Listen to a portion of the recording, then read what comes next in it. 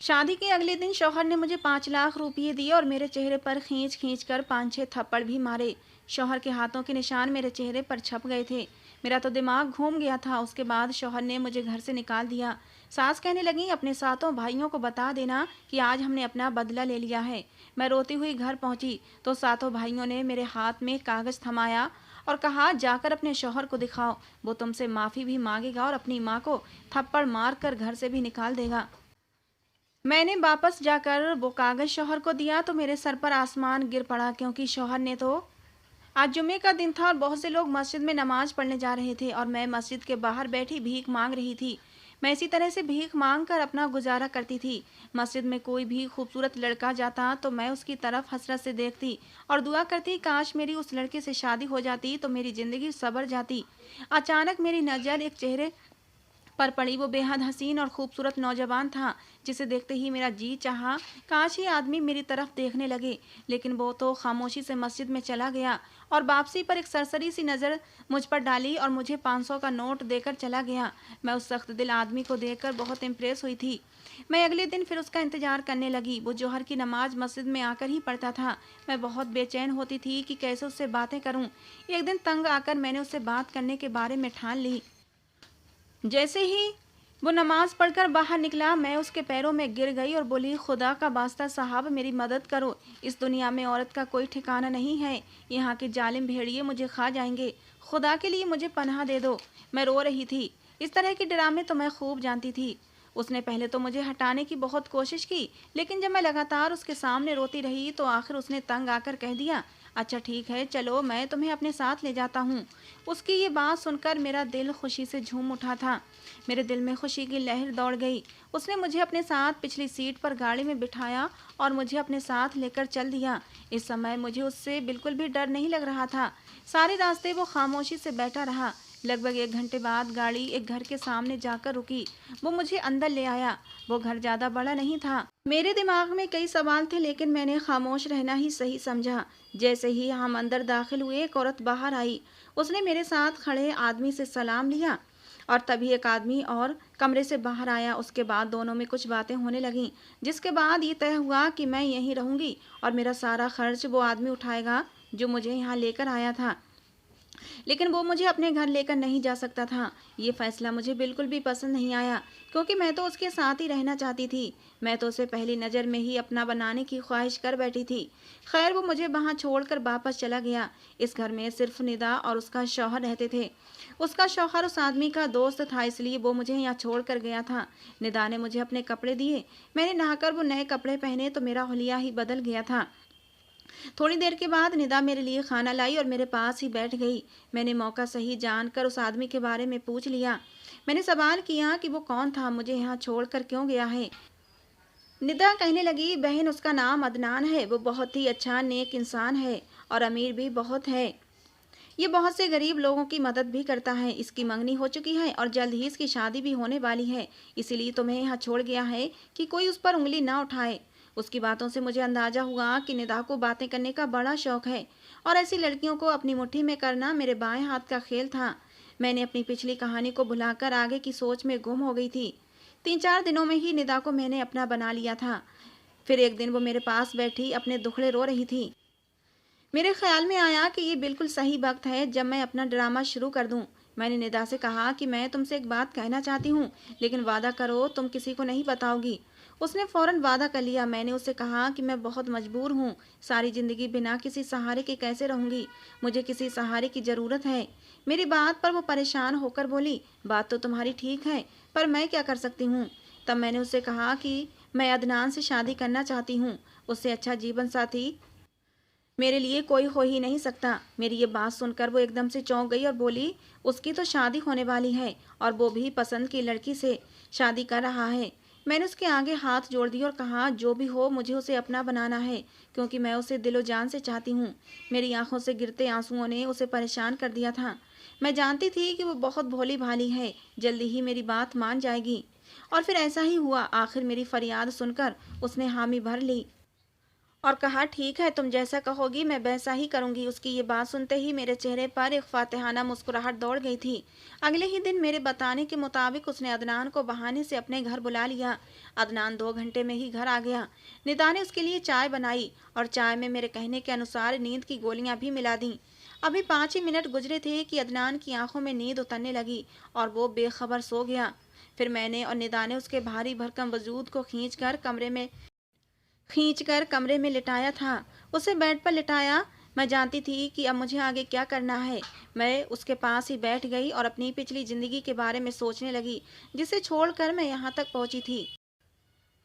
मेरा नाम कोमल है। मैं एक गरीब घराने से संबंध रखती थी, लेकिन अपने माँ बाप की इकलौती औलाद होने की वजह से मुझे हमेशा उनसे मोहब्बत और प्यार मिला था। मैं उनकी आंखों की ठंडक और दिल का सुकून भी थी। वो मेरी हर छोटी से छोटी और बड़ी से बड़ी ख्वाहिश को पूरा करने की कोशिश किया करते थे। लेकिन मेरी किस्मत में शायद उनका प्यार ज़्यादा समय तक नहीं लिखा था, क्योंकि मुझे एक लड़के नदीम से मोहब्बत हो गई। उसके किराने की एक जो हमारी ही गली में थी। मुझे उससे मोहब्बत हो गई। मैं उसकी दुकान पर अक्सर सौदा लेने जाया करती थी। वो मेरी तरफ बड़ी ही अर्थपूर्ण नज़रों से देखा करता था। मैं उसकी निगाहों का मतलब नहीं समझती थी, लेकिन यह भी सच था कि वो मुझे अच्छा लगता था और मैं भी दिल ही दिल में उससे मोहब्बत करने लगी थी। बहाने बहाने से उसकी दुकान पर दिन में 3-4 बार चक्कर लगा लिया करती थी। जब उसे मेरे जज्बातों का पता चला तो उसने भी फौरन मेरे सामने अपना दिल खोल कर रख दिया। पहले तो मैं डर गई, क्योंकि कभी किसी ने मुझे से इस तरह की बात नहीं की थी। उसने कहा कि मैं भी तुमसे मोहब्बत करता हूँ, तुमसे शादी करना चाहता हूँ। मैंने कहा, वो तो सही है, मैं भी तो तुमसे मोहब्बत करती हूँ, लेकिन ये बात अगर मेरे पापा को पता चली तो वो मुझे मार डालेंगे। मेरी बात सुनकर उसके चेहरे पर एक मुस्कुराहट फैल गई। वो बोला, पापा की चिंता मत करो, मैं सबको संभाल लूंगा। उसकी बात ने मुझे कुछ तसल्ली दी थी। धीरे धीरे हमारी मुलाकातों का सिलसिला बढ़ने लगा था। अब उसके बगैर मेरा दिल नहीं लगता था। अभी हमारी मोहब्बत को परवान चढ़े ज़्यादा दिन नहीं गुजरे थे कि पापा ने कहीं मेरे रिश्ते की बात भी शुरू कर दी। मैंने घर के सारे हालात फौरन नदीम को जाकर बताए। नदीम मेरी बातें सुनकर बहुत परेशान हो गया और फिर अचानक से उसने कहा कि हम दोनों यहाँ से दूर कहीं चले जाते हैं और इस तरह हम दूर जाकर आसानी से निकाह कर सकते हैं और अपने रिश्ते को जायज नाम दे सकते हैं और हम खुशी खुशी अपनी ज़िंदगी गुजारेंगे। उसकी बात ने मुझे अच्छा खासा चौंका दिया था। वो तो मुझे घर से भगाने का कह रहा था। मैंने नामे सिर हिला दिया और कहा, मैं ऐसा नहीं कर सकती। ऐसा कहकर मैं वहाँ से वापस चली गई। घर जाकर मेरे दिमाग में बार बार ख्याल आ रहा था कि मैं नदीम को कैसे हासिल कर सकती हूँ। उसी शाम मेरे ससुराल वाले आए और उन्होंने मेरी शादी की तारीख भी पक्की कर दी। 1 महीने बाद ही शादी थी। अब ये चीज़ें मेरे लिए नाकाबिले कबूल थी। मैं कैसे किसी ऐसे आदमी से शादी कर सकती थी जिसे मैं जानती तक न थी। बस फिर अगले दिन मैंने नदीम से कह दिया कि मैं तुम्हारी हर बात मानने के लिए तैयार हूँ। मेरी बात सुनते ही उसके चेहरे पर मुस्कुराहट आ गई। उसने मुझसे आगे का सारा प्लान समझा दिया। जैसे ही रात हो गई मैं घर से भाग आई। नदीम पहले से मेरा इंतजार कर रहा था। हम दोनों बस स्टैंड पर पहुंच गए। वहां से हैदराबाद की बस पकड़ी और रवाना हो गए। मुझे सारे रास्ते अपने माँ बाप की जुदाई का गम सता रहा था। मैं जानती थी कि मैं अब कभी वापस नहीं जा सकती। नदीम मुझे गांव जैसे इलाके में ले आया। हमने वहां पर एक छोटा सा मकान किराए पर लिया और उसी मकान में रहने लगे। मैं इस घर में पहुंचते ही नदीम से कहने लगी कि हम दोनों निकाह कर लेते हैं। मेरी इस बात पर उसने मोहब्बत से मेरी तरफ देखा और बोला, हाँ, हम जल्दी ही शादी कर लेंगे। उसकी इस बात से मुझे कुछ तसल्ली हो गई थी, क्योंकि वो भी तो मेरी तरह घर बार छोड़ कर ही आया था। हम पहली बार एक साथ रह रहे थे। अब मैं उसके साथ उसके कमरे में रहने लगी थी। जिंदगी बहुत ही खूबसूरत लगने लगी थी। यूं ही एक साथ ही एक बिस्तर पर सोते हुए हमें 7 दिन गुजर गए थे। फिर मैंने उससे जिद की कि अब हम निकाह कर लेते हैं। पहले तो वो यूं ही बातें करता रहा, लेकिन जब मैंने जिद ना छोड़ी तो उसने कहा, ठीक है, मैं जाता हूँ और निकाह के लिए मौलवी साहब को लेकर आता हूँ। ये कहकर वो चला गया और मैं तैयार होने लगी। शाम का समय हो गया था, मगर वो लौट कर नहीं आया था। मैंने उसका बहुत इंतजार किया, मगर उसकी कोई खबर नहीं आई। पूरी रात मैंने अंगारों पर गुजार दी। मेरे पास कुछ नहीं था जिससे मैं साबित कर सकती कि उसका और मेरा कोई संबंध था। उसके बाद फिर वो कभी लौट कर नहीं आया। धीरे धीरे महीना भी खत्म हुआ तो मकान मालिक ने किराए की डिमांड रख दी, जो कि मैं पूरी नहीं कर सकती थी। अगले महीने की 10 तारीख को उसने मुझे धक्के देकर घर से निकाल दिया। अब मेरे पास कोई ठिकाना नहीं था। मेरी मंजिल कहाँ थी मैं नहीं जानती थी। घर भी वापस नहीं जा सकती थी। कौन सा मुंह लेकर घर वापस जाती। 2 दिन तक मैं ठोकरें खाती रही, लेकिन मुझे कोई ठिकाना नहीं मिला। मुझ जैसी लड़कियां जो माँ बाप का सर झुकाकर आती हैं, उन्हें बदनामी के दलदल में गिराकर जाती हैं, उनका यही अंजाम होता है। पेट में भूख की आग लगती है तो उसे शांत करना जरूरी होता है, और पेट की आग को शांत करने के लिए मैंने भीख मांगना शुरू कर दिया। मुझे अपना कोई नहीं लगता था, लेकिन एक दिन जब अदनान को देखा तो लगा उससे अच्छा कोई इंसान हो ही नहीं सकता, इसलिए फौरन उसकी तरफ कदम बढ़ा दिए। इन्हीं सोचों में डूबे कब मेरी आंख लग गई कुछ पता ही नहीं चला, लेकिन सुबह का सूरज अभी अच्छे से उगा नहीं था कि मेरी आंख खुल गई। फिर मैंने वही किया जो मेरे प्लान का हिस्सा था। मैं जोर जोर से चीखने लगी। मेरी आवाज़ पर अदनान भी उठकर खड़ा हो गया। वो हक्का बक्का सा कमरे में नजरें दौड़ा रहा था और मुझे भी हैरत से देख रहा था। इतनी देर में निदा और उसका शौहर भी कमरे में आ गए। तब मैंने सिसकते हुए कहा कि इस आदमी ने मुझे रात को नशे वाली चाय पिलाई थी और मैं बेहोश हो गई थी। उसके बाद इस आदमी ने मुझे कहीं का नहीं छोड़ा। ये कहकर मैं फूट फूट कर रोने लगी। अदनान तो हक्का बक्का खड़ा था, अपनी सफाई में कुछ कहना चाहता था, लेकिन मेरी चीखों पुकार सुनकर निदा के शौहर ने अदनान से कहा, अदनान, मैं तुम्हें ऐसा नहीं समझता था। तुम तो औरत जात की बड़ा इज्जत करते थे। आखिर तुमने ये सब क्या कर दिया। तुमने इस लड़की की जिंदगी बर्बाद कर दी। अदनान कहने लगा, मैंने ऐसा कुछ भी नहीं किया है। लेकिन मेरे आंसू भी किसी को झूठे नहीं लग रहे थे। मेरे आंसुओं को देखते हुए निदा के शौहर को विश्वास हो गया।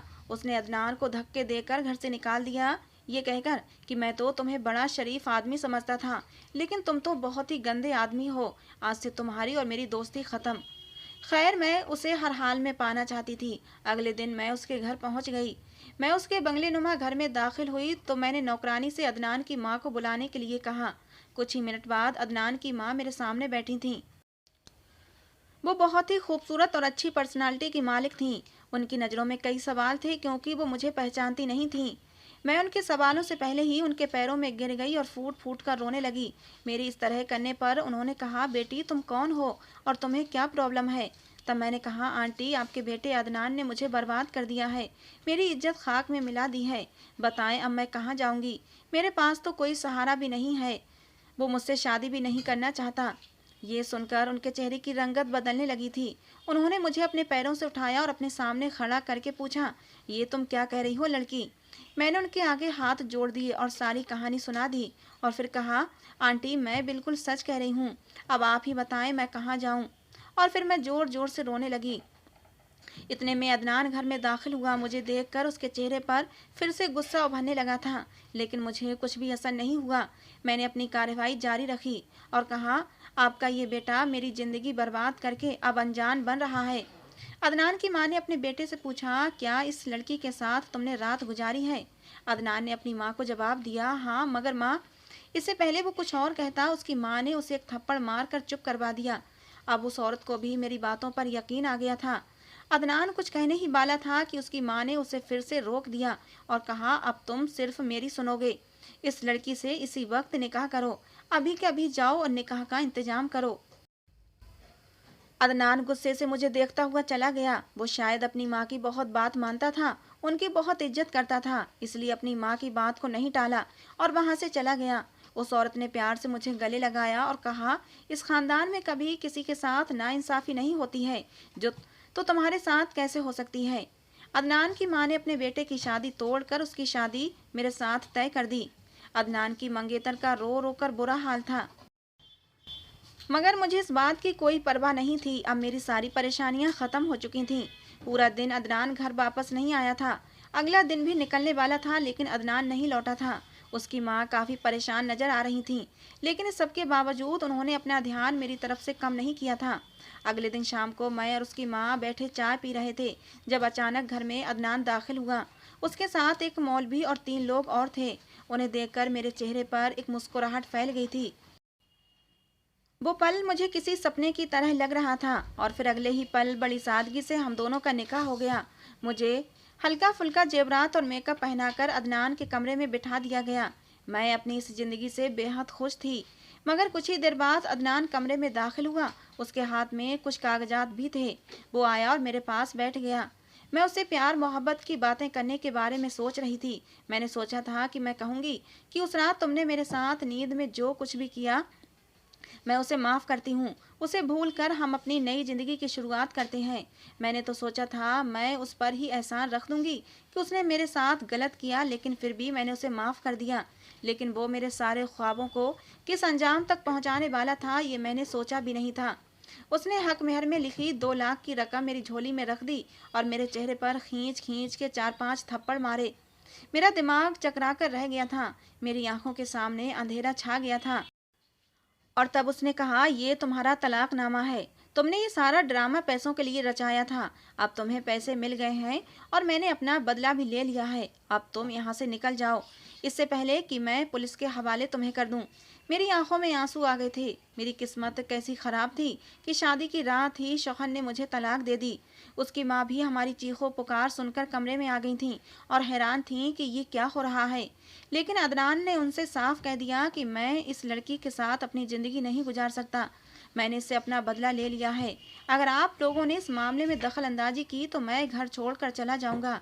इस बात पर अदनान की माँ चुप हो गई थी। मैं रोती हुई वहां से निकल आई और एक पार्क में जाकर बैठ गई। काफ़ी देर मैं रोती रही। मुझे रोता देखकर एक 7 आदमियों का गिरोह मेरे पास आया। वो लोग मुझसे मेरे रोने की वजह पूछने लगे। मैं उनसे डर गई और भागने लगी। तभी उन लोगों ने मेरे सर पर हाथ रखा और कहने लगे, तुम हम सातों को अपना भाई समझो। हमसे डरने की ज़रूरत नहीं है। हम तुम्हारी हर तरह से मदद करेंगे। मैंने रोते हुए अपनी सारी कहानी उन्हें सुना दी। मेरी सारी बात सुनने के बाद वो बोले, बहन तुम चिंता मत करो। हमारे पास एक ऐसा फ़न है कि हम किसी को भी बड़े से बड़ा नुकसान पहुंचा सकते हैं। हम तुम्हारे इस मसले को भी हल कर देंगे। बस उसके बदले तुम्हें हमारा एक काम करना होगा। उसके बाद उन्होंने मुझे कागज़ दिया और कहा कि इस कागज़ को एक कब्र में दफना दो। पहले तो मुझे डर लग रहा था, क्योंकि ये तो बहुत ही अजीब सा काम था। लेकिन बदले की आग मेरे अंदर ऐसी भड़क रही थी कि मैं हर हाल में अदनान से बदला लेना चाहती थी। अब मैं इन सातों भाइयों के लिए काम करने लगी। धीरे धीरे मैं गुनाह की राह पर लग गई थी। वो सातों भाई काला जादू करते थे। वो जो कहते मैं वैसा ही करती। अब मैं उनकी टीम का हिस्सा बन चुकी थी। एक दिन यूं ही टहलने के इरादे से पार्क गई तो पार्क की बेंच पर मुझे एक आदमी नजर आया, जो बेंच पर इस तरह लेटा था जैसे कोई अपाहिज लेटा होता है, और कोई न कोई उसको कुछ न कुछ देकर जा ही रहा था। मैं उसके करीब गई, लेकिन जब मैंने उसका चेहरा देखा तो मेरे तो होश उड़ गए। ये वही था जिससे मैं बेपनाह मोहब्बत करती थी। ये तो अदनान था। आज उसका रौब और उसकी शख्सियत मिट्टी में मिल गई थी। मेरा दिल खून के आंसू रो रहा था। मैं उससे बदला लेना चाहती थी, मगर उसका ये अंजाम हो ये मैं नहीं चाहती थी। मैं वहां से भाग गई। मेरा दिल तेजी से धड़क रहा था। मेरे अंदर शर्मिंदगी इस कदर बढ़ गई थी कि मुझे अपने आप से ही घिन आ रही थी। मेरे बदले की आग ने अदनान को कहां से कहां पहुंचा दिया था। मैं अदनान की हालत की जिम्मेदार खुद को ठहरा रही थी। मैंने सोच लिया था कि मैं कल अदनान के घर जाऊंगी और उसके घर वालों को सारी सच्चाई बताकर अदनान को उसके घर ले जाऊंगी। लेकिन अल्लाह को कुछ और ही मंजूर था।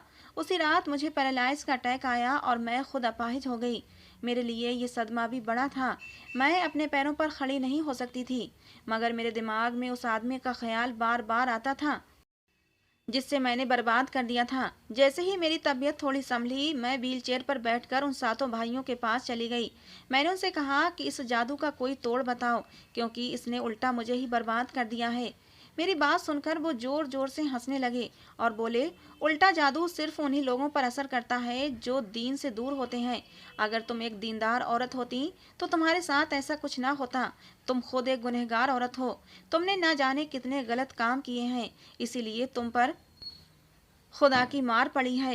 बेहतर है तुम यहाँ से चली जाओ। ये सुनकर मेरी आंखों में आंसू आ गए। मैंने कहा, बस एक बात बता दो, तुमने अदनान को क्यों तबाह और बर्बाद कर दिया? वो लोग कहने लगे, तुमने ही तो कहा था कि तुम अदनान से बदला लेना चाहती हो। मैंने कहा, हाँ मैंने कहा था कि मैं उससे बदला लेना चाहती हूँ, लेकिन अब मैं ये भी चाहती हूँ कि तुम अपना जादू वापस ले लो। फिर क्यों अपना जादू वापस नहीं ले रहे हो? उन लोगों ने कहा, इसलिए कि अदनान हमारा भी दुश्मन है। उसकी वजह से हम लोगों का बिजनेस डूब गया और उसका बिजनेस रातों रात चमक गया। हम उसे बर्बाद कर देना चाहते हैं। उसके लिए हमें किसी ऐसे की जरूरत थी जो उसका अपना होता, और तुम तो उसकी पत्नी थी। तुम्हारे साथ उसका निकाह हुआ था, इसलिए तुम्हारे हाथों हमने काला जादू करवाया। मैं जान गई थी उन लोगों ने मेरा इस्तेमाल किया है। अगले दिन हिम्मत करके मैं उस लड़की के पास गई जिससे मैंने अदनान को दूर कर दिया था। मैंने उसे अपने पिछले किए सारे गुनाह बता दिए और कहा कि अदनान बेकसूर है, जो कुछ हुआ मेरी वजह से हुआ था। मैंने उसके सामने हाथ जोड़ दिए और फरियाद करने लगी। तब उसे मेरी बात पर यकीन आ गया। उसने कहा कि मैं तो खुद हैरान थी कि अदनान को हुआ क्या है। अचानक से उसका सारा कारोबार तबाह हो गया। एक एक्सीडेंट में वो अपाहिज भी हो गया। फिर वो रोज अपने घर वालों से झगड़ा भी करता था और अपना घर उसने खुद ही छोड़ दिया। ये सब जादू का असर था। फिर मैं उसे अपने साथ वहां ले गई जहां मैंने अदनान को देखा था। मैं खुद वापस आ गई थी क्योंकि मुझ में उसका सामना करने की हिम्मत नहीं थी, मगर मुझे एक सुकून और इत्मीनान मिल गया था। अदनान की मंगेतर ने उस जादू का तोड़ करवा लिया था। उस दिन के बाद मुझे अदनान और उस लड़की की शादी की खबर मिली थी, जिसे सुनकर मेरा दिल बेहद खुश हुआ था, जैसे मेरी जिंदगी का मकसद पूरा हो गया हो। अब मैं आसानी से मौत को गले लगा सकती थी क्योंकि अब मेरी जिंदगी में हर तरफ सुकून था। शायद जब तक आपको ये कहानी सुनने को मिले तब तक मैं मर चुकी होंगी, लेकिन आपसे एक विनती है कि मेरी मगफिरत की दुआएं करना।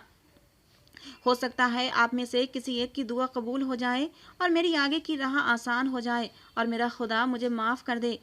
दोस्तों, आज की वीडियो कैसी लगी ज़रूर बताना। पसंद आई हो तो प्लीज़ लाइक करना। रोज़ एक नई कहानी सुनने के लिए हमारे चैनल को भी सब्सक्राइब करना।